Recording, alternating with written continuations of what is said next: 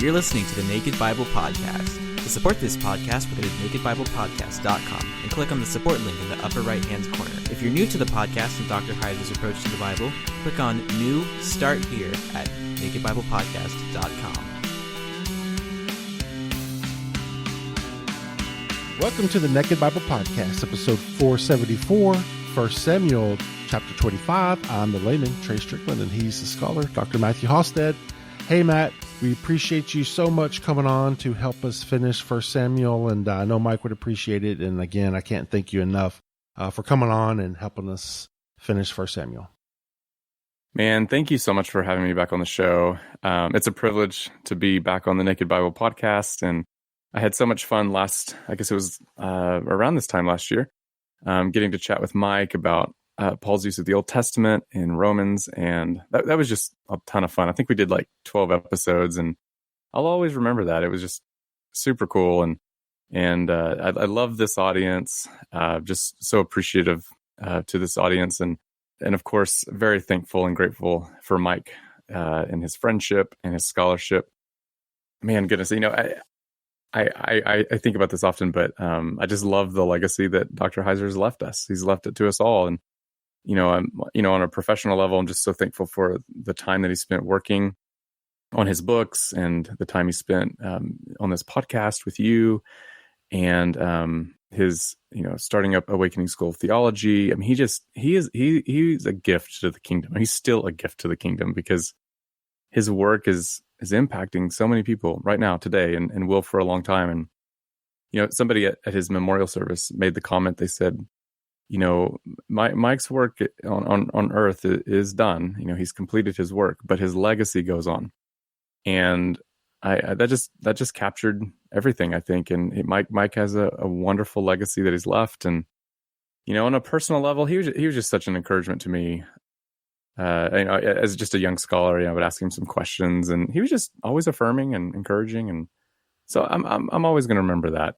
And so I'm just thankful for the time that we had with him. Well, we're just thankful for you too, and scholars such as yourself. You're carrying on the legacy that he left behind, and you're in that same vein. I personally, want to say thank you, because now it's up to us to carry the torch forward and move the ball forward, and you're doing a great job. And again, for those folks, if you want to go back and listen to Matt's series of Paul's use of the Old Testament series, it's episode 411 to 422. We certainly appreciate you, Matt, you coming on and doing that, and today for helping us cover 1 Samuel 25, and I'm looking forward to it. And it's all yours, sir.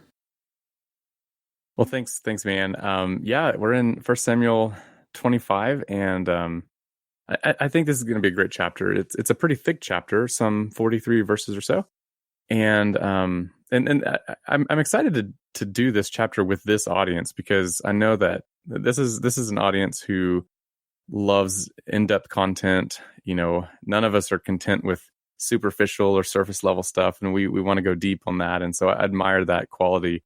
And again, just that's the legacy of Mike. He's trained all of us well. And he's trained us to just want to go deep in the text. And this is a text where we can go deep. And it's a challenging text, I think, in both a scholarly but also personal, spiritual level too. So let's just dive in. 1 Samuel 25. So the chapter starts off, obviously, verse 1, and it records just a brief mention about the death of Samuel. So chapter 25, verse 1, it says, "Now Samuel died, and all Israel assembled and mourned for him. They buried him at his home in Ramah, and then David got up and went down to the wilderness of Paran." And this is just a simple statement about the death of Samuel, but we need to let it really sink in that, Samuel has been a very important figure throughout this section of Scripture. And he's got a unique and interesting story in and of himself, and the way he came about and the way he, from the time he was born. I mean, he lived a life of just, one that was directed by God, one that was permeated with the providence of God, and just a fascinating individual. So Samuel is a very important prophet and an integral player in the role in the life of Israel. And his death doesn't just happen and nobody noticed, right? It says all Israel assembled and mourned for him. I mean, this was an important figure. So, and it marks a turn in the narrative. And, Samuel is, he's gone. However, he is the other characters are having to come along and figure things out. And of course, Saul is going to have another interaction with Samuel at some point. So that's an interesting thing in and of itself. But anyway, just wanted to note that Samuel's ministry there is over, and Israel's in a different situation now. The story picks up immediately after that in verse 2 about a guy named Nabal, or that's the Hebrew way of saying it. I'm just going to say Nabal because I'm an English speaker and it just rolls off the tongue a little bit better or easier. So, but anyway, Nabal or Nabal is going to come on the scene. He's an interesting fellow. So I want to start off by reading a couple of verses 2 and 3. There was a man in Maon whose property was in Carmel. The man was very rich. He had 3,000 sheep and 1,000 goats. He was shearing his sheep in Carmel. Now the name of the man was Nabal, and the name of his wife, Abigail. The woman was clever and beautiful, but the man was surly and mean. He was a Calebite. Now, that phrase, the man was surly and mean, that word surly is kasher, and it denotes the idea of being a hard or difficult or severe type of person. He was this man, Nabal, was just very difficult to be around, as we'll see in just a moment. The translation is that he was surly and mean, difficult and mean. The idea with mean there, I think that's a fine translation, but in Hebrew it's literally the idea of being evil in his actions or something to that effect. And here the word evil is ra, and it's used as a qualifier, of the sort of life he's living. This word does mean evil, but it's slightly thicker than that. It denotes the idea of destruction. It denotes the idea of calamity or a troubled state of affairs. And I think this definitely captures Nabal's spiritual situation. His heart, for whatever reason, his heart is not in a good place. And I think we're going to see that on full display whenever he encounters David in this brief episode. So let's just jump into that. Let's talk about the time when Nabal deals with David. Yeah, it's fascinating. So let me read. It's a decent portion, verses 4 through 11, but I want to read the whole thing so that we get the full context. Okay, so it says this, starting verse 4. It says, David heard in the wilderness that Nabal was shearing his sheep. So David sent 10 young men. And David said to the young men, Go up to Carmel and go to Nabal, and greet him in my name. And thus you shall salute him. Peace be to you, and peace be to your house, and peace to all that you have. I hear that you have shearers. Now your shepherds have been with us, and we did them no harm, and they missed nothing all the time they were in Carmel. Ask your young men, and they will tell you. Therefore let my young men find favor in your sight, for we have come on a feast day. Please give whatever you have at hand to your servants and to your son, David. Okay, so when and it goes on, let's just read on. It says, when David's young men came, they said all this to Nabal in the name of David. And then they waited. But Nabal answered David's servants. And this is what Nabal says in reply. Who is David? Who is the son of Jesse? There are many servants today who are breaking away from their masters. Shall I take my bread and my water and the meat that I have butchered for my shearers and give it to men who come from I don't know where? So Nabal is dealing quite harshly with David and his men. And Nabal seems to think that David is just a vagabond almost, right? And doesn't want to help him out at all. And apparently this is how Nabal treated everybody. So I don't think he just doesn't like David. I just don't think he likes anybody. So, but I want us to notice a couple, there's one thing that's very important here. Notice how David requested what he did, and he did it by invoking peace. So his request is blanketed initially in peace. So, for example, David tells Nabal, he says, Shalom be to you, and shalom be to your house, and shalom be to all that you have. In other words, peace to you and everything that you have, peace to you. That's how David's men requested. They start off very gently, and they started off with peace. And so let me just say a few words about that. the idea of peace, or in Hebrew it is shalom. The idea with shalom is it's not the idea of just peace in the sense of absence of conflict, but it's also the idea of fullness and completeness. Okay, so in other words, to have shalom is to have everything that you need. It's to lack nothing. And David is wishing shalom upon Nabal, okay? But Nabal's response to David's shalom is pretty unfortunate. To put it simply, Nabal acts very consistently with the character that the text has said that he has. He truly is a man who is difficult and evil. Kasheh and Ra. He's difficult and evil. So notice here the literary structure of the story. The literary structure of the story is such that the reader has been set up to see two very different ways of living life. On the one hand, we have Nabal, who is harsh and evil. On the other hand, we have David, who comes in peace. And whereas Nabal seeks to increase David's calamity, David seeks to increase Nabal's shalom. And so the narrative sets up two different poles, right? Two different ways of being human. It raises an interesting question for those of us who call ourselves Christians, actually. I think this is a very important point to make. The question here is, what sort of people are we going to be like? Are we going to be like Nabal, or are we going to be like David? Are we going to be like a people of peace, or a people who sucks peace out of the lives of other people? And I think, and I guess another way to put it is like this. We could say, are we going to be a people who seeks the welfare or the shalom of other people? Or will we disregard the well-being of our neighbor, just like Nabal? So I think these questions are not, so it's obvious. Okay, these questions are not in the text explicitly. But make no mistake about it, they are loud and clear in the story. Okay, so anyway, I just want to toss this out there because I think these questions are important for us as Christians to ask. And so just file them away, put them in the back of your heart, and maybe you can come back later for further prayer and contemplation about that. But I wanted to bring that up because I think the narrative sets up David and Nabal as two different figures who choose different ways of living and different moralities, if you will. So David initially extends shalom to Nabal. But how does he respond when he hears Nabal's response back? Well, let's read the next two verses 12 through 13. When they heard their response, it says, "So David's young men turned away, and they came back and told him all of this. And David said to his men, 'Every man strap on his sword.' And every one of them strapped on his sword. David also strapped on his sword. And about 400 men went up after David, while 200 men remained with the baggage."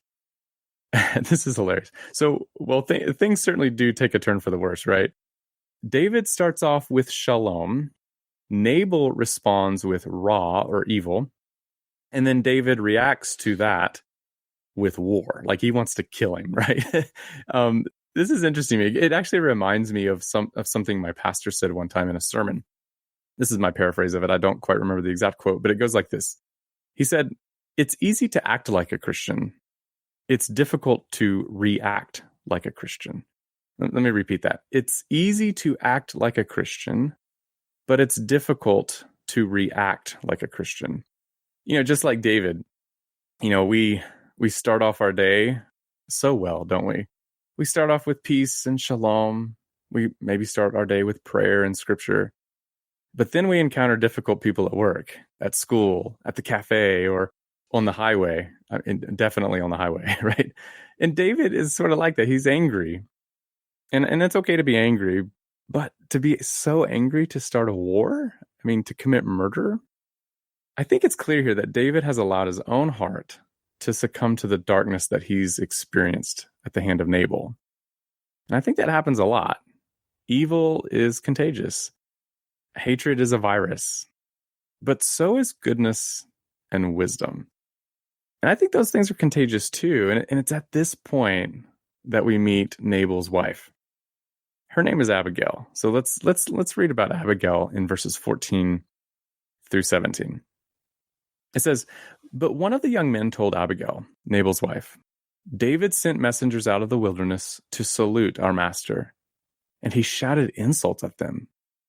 Yet the men were very good to us, and we suffered no harm, and we never missed anything when we were in the fields. As long as we were with them, they were a wall to us both by night and by day.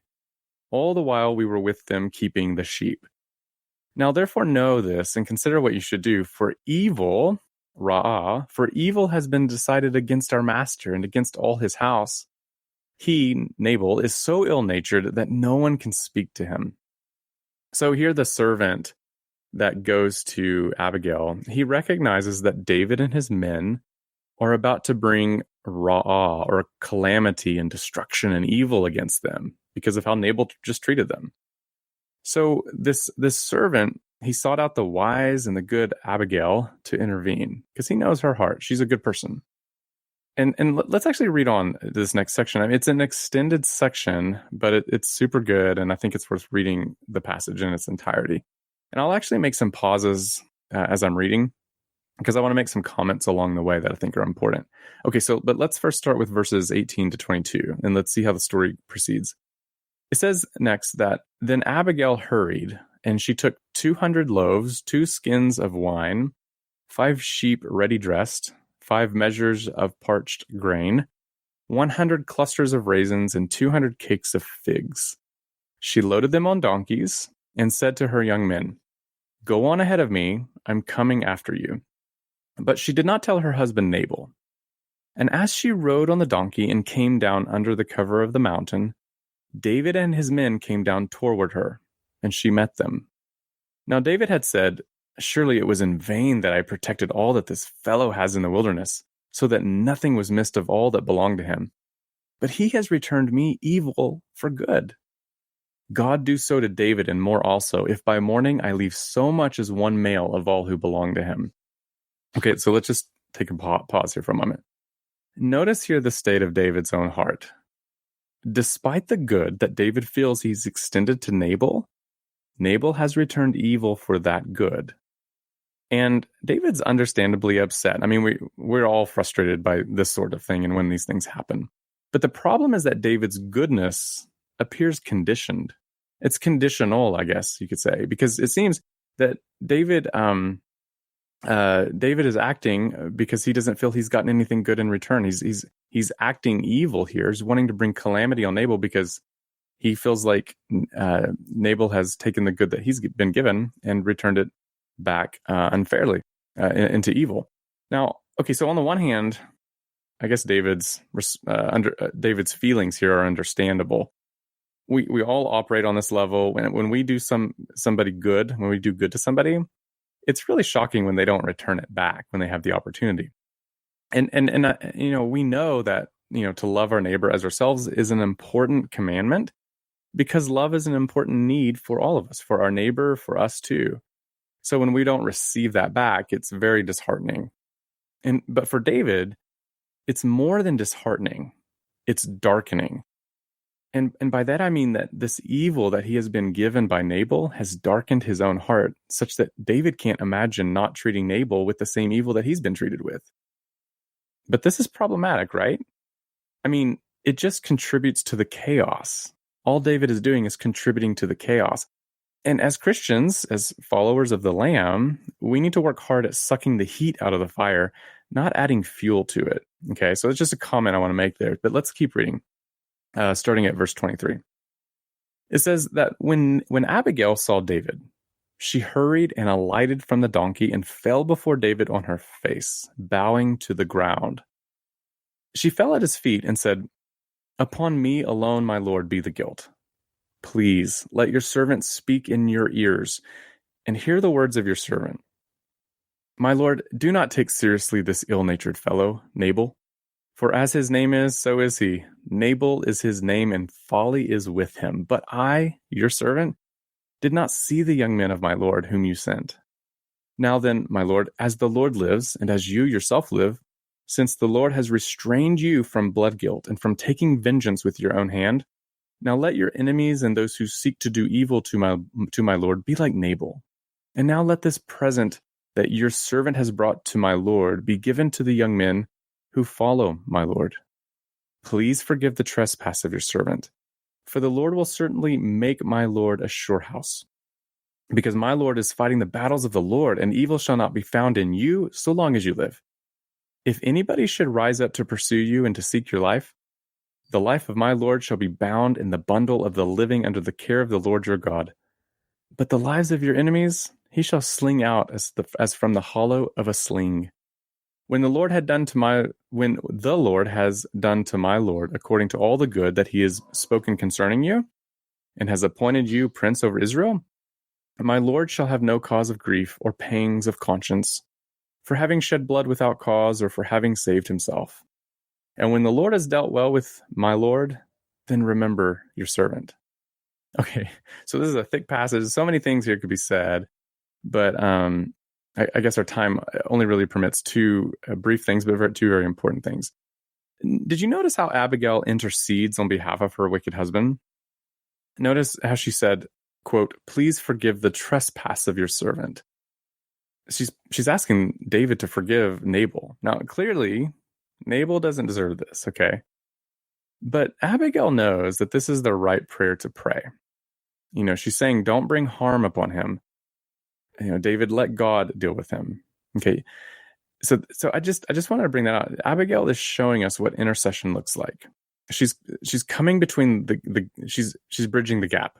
She's filling up the empty space between two warring parties. And she's saying, let's just let God deal with this. You know, don't act unjustly, David. Okay, so that's the first thing. The second thing is, notice how she intercedes on behalf of David. Okay, now let's stop here for just a moment. We just read that Abigail intercedes on behalf of Nabal. But she also, and we have to see this, she also intercedes on behalf of David himself. Okay, so she follows this comment in that section we just read. She reminds David that God will surely reward David with a dynasty. He'll give him a kingdom. And in a sense, she's saying, look, David, don't mess with this crazy guy Nabal, my crazy husband. You've got better things to do. She essentially tells David, look, don't play around with this evil. Leave it alone and carry on with the goodness that God has given you. Carry on with the mission. Carry on with the calling. God's got great things in store for you. Don't dabble in this muck or this mess. And in a real sense, she's interceding for David. She's saying, don't do this. Don't jump into this mess. I think this is a key observation in this narrative.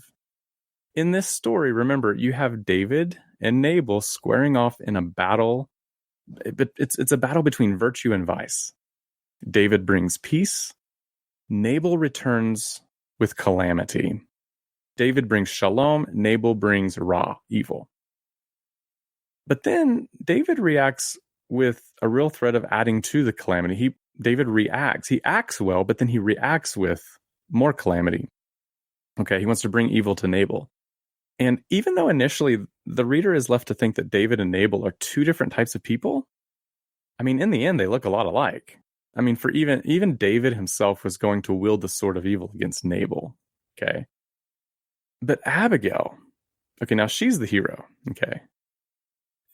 Abigail, the hero that she is, she intercedes for both of these hot-tempered fellows. Okay, so I think that's a way to see it here. I think Nabal is clearly hot-tempered. Okay, he's angry at life, right? He doesn't seem to be a happy guy.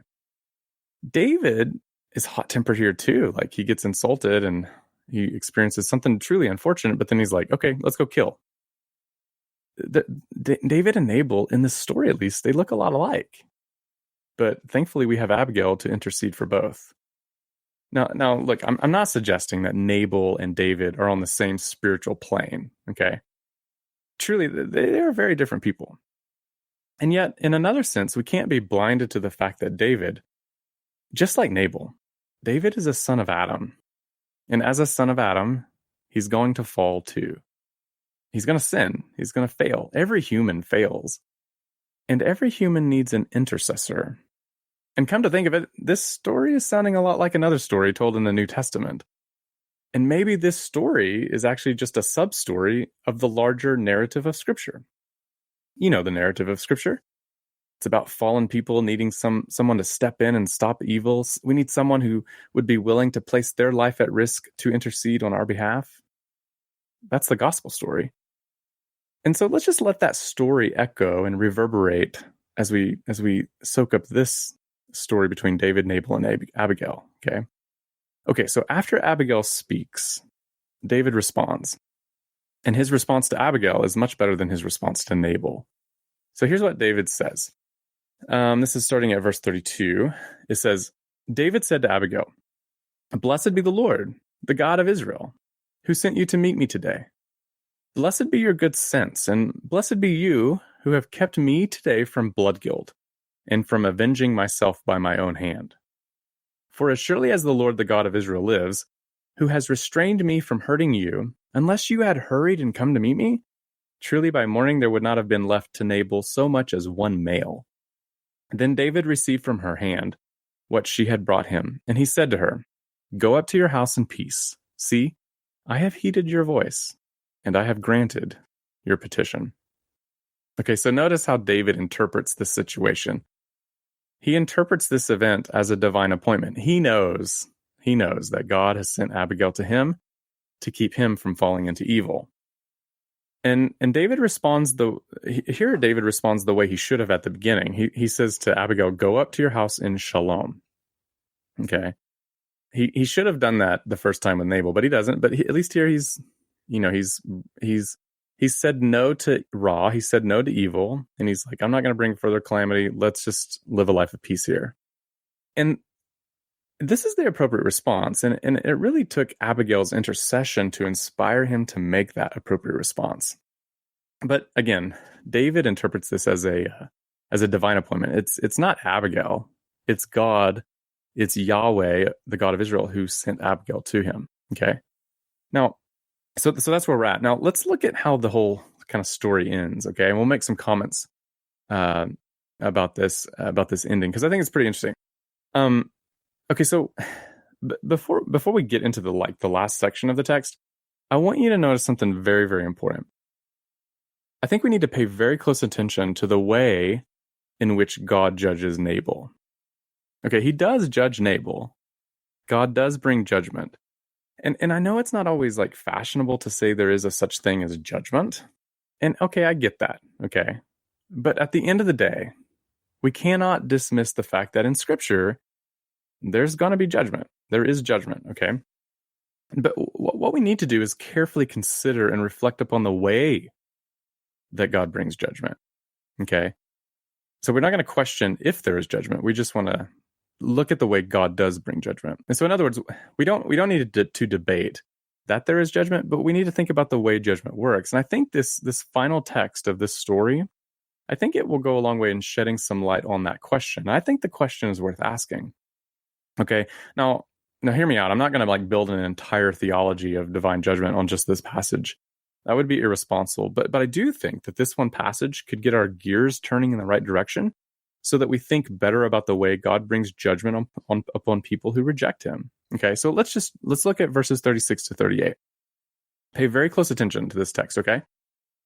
Okay, so it says, Abigail came to Nabal, and he was holding a feast in his house, like the feast of a king.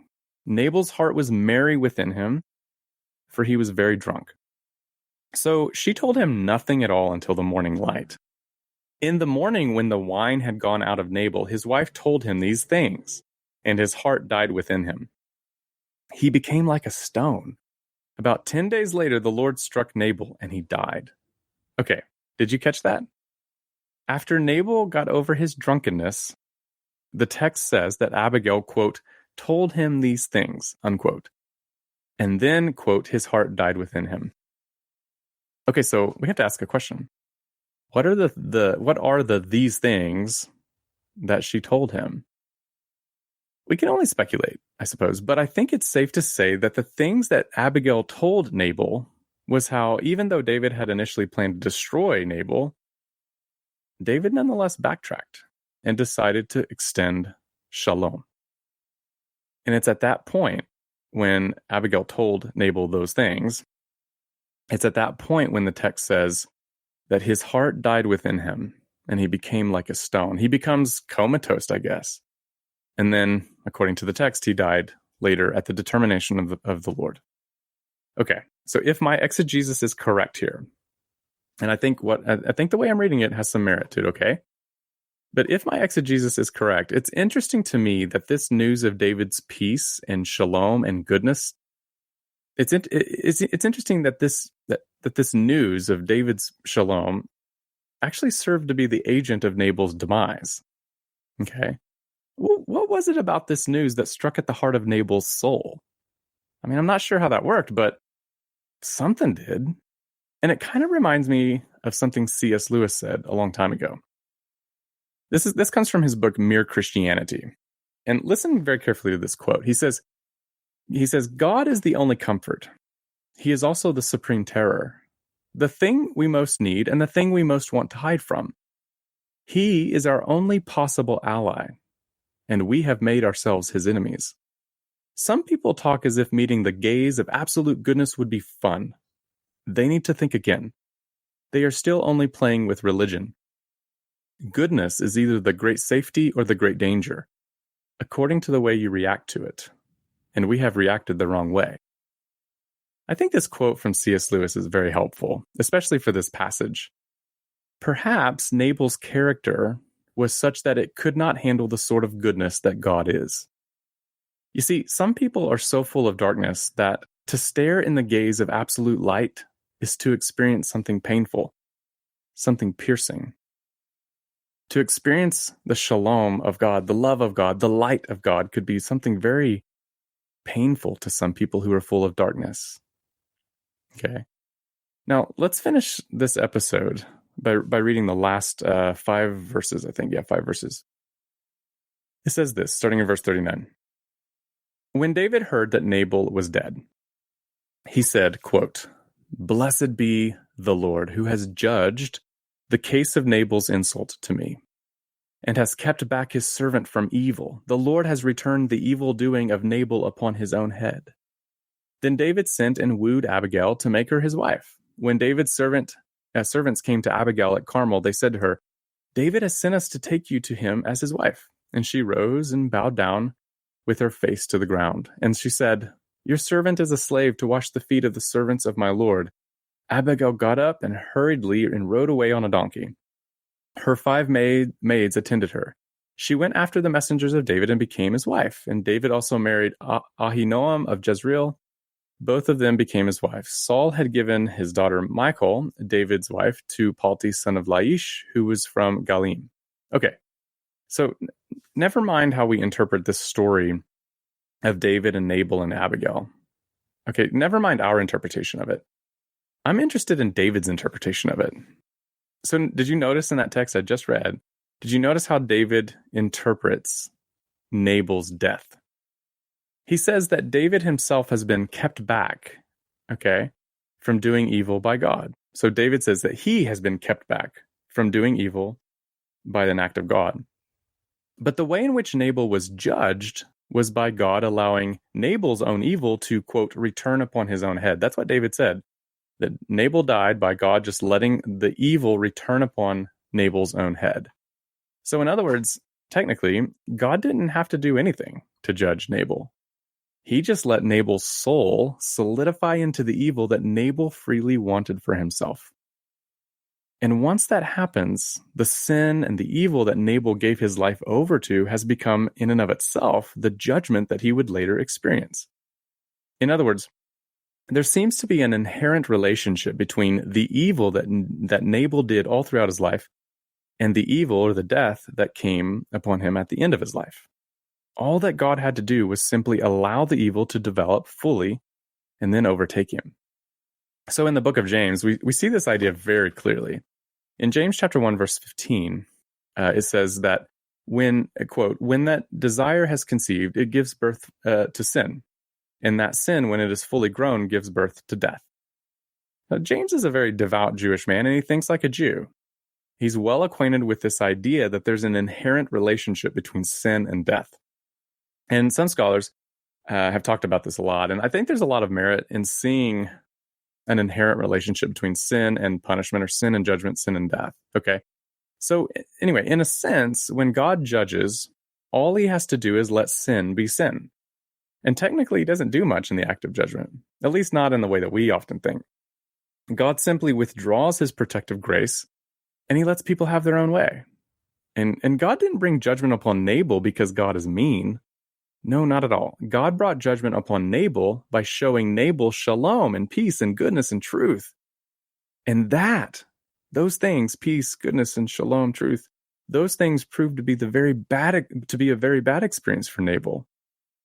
Again, not because God is mean, but because Nabal freely chose a life that was inconsistent with the reality of God. And when Nabal came face to face with the reality of God's ways, with peace, with goodness, that pierced his soul.